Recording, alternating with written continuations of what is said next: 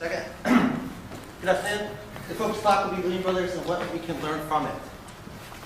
So Lehman Brothers went bankrupt in September 15, 2008. It was the fourth largest investment bank.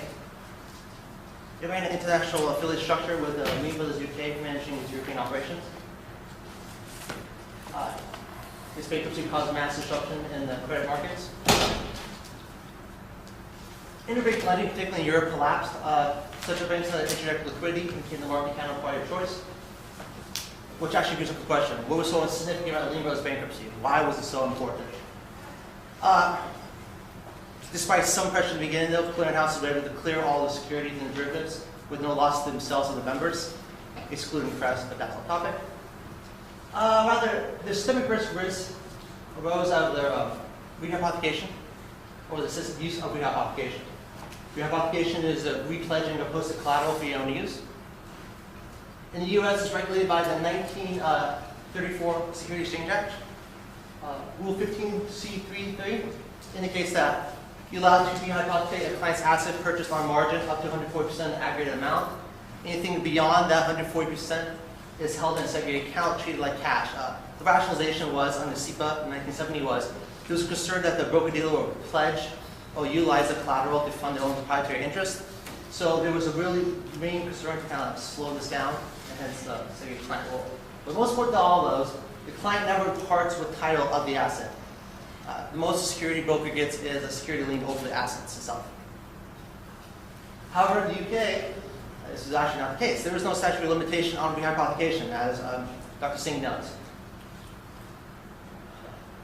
When Lehman Brothers took bankruptcy, hedge funds were taken by surprise. They assumed the collateral was held in segregated accounts, and they weren't. It appears by allowing Lehman Brothers to rehypothecate their assets, they lost all proprietary interest in those assets, and they were rendered as general unsecured creditors.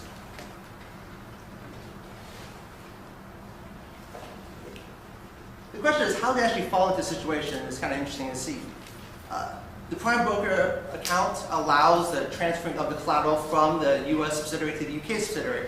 This was called scenario margining. It was allowed because it allowed you to get around the Reg T limitations for lending, and it also allowed them to get around the 140% rehypothecation limitations of the U.S. From the hedge fund's perspective, the only thing that mattered was additional leveraging.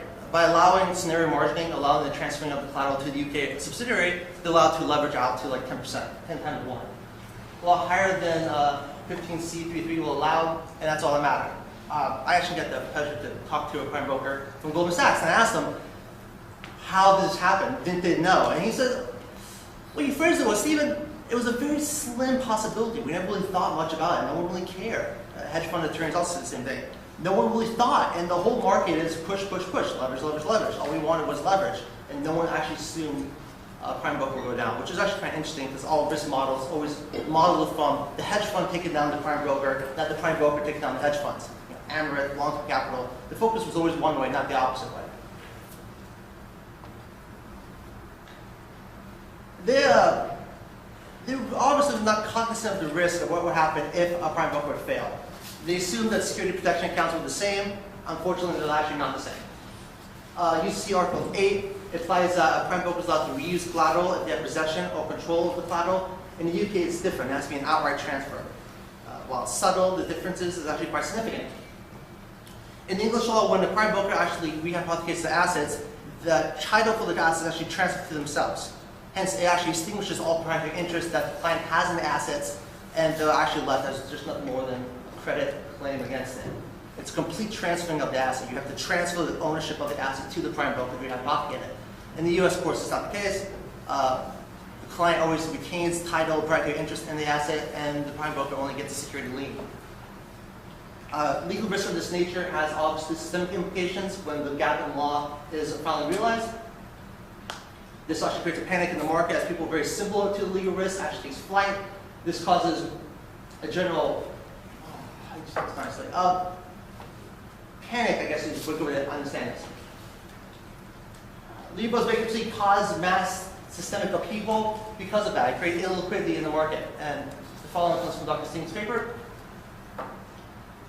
It had a direct knock-on effect upon the shadow banking system. It obviously decreased the amount of assets able to rehypothecate, which appears to be fueled the shadow banking system.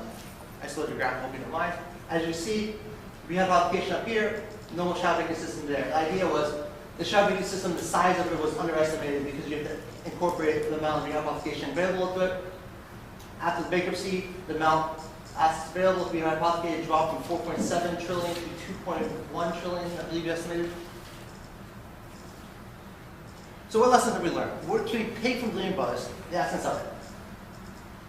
Well, the first being is there is no limitation on rehypothecation. That should be known. Actually, I'm not sure why the hedge fund didn't know this. Probably poor legal risk, I guess.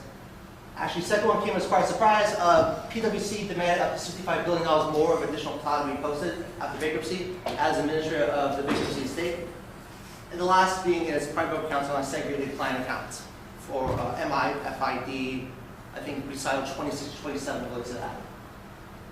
Speaking of the pieces, my position is that segregated accounts by themselves do not matter if there's no bankruptcy regime in place that gives priority to clients' claims to the collateral. Simple as that. Unfortunately, the UK is not taking an approach to change the law in any way. They feel the bankruptcy law is amazing and they don't want to change it, nor are they adopting more of an indirect holding system like the UCC Article 8. Until significant client protections are in place or until the bankruptcy code recognizes the difference between a broker-dealer and a bank, in a sense, this will always be a problem. Thank you.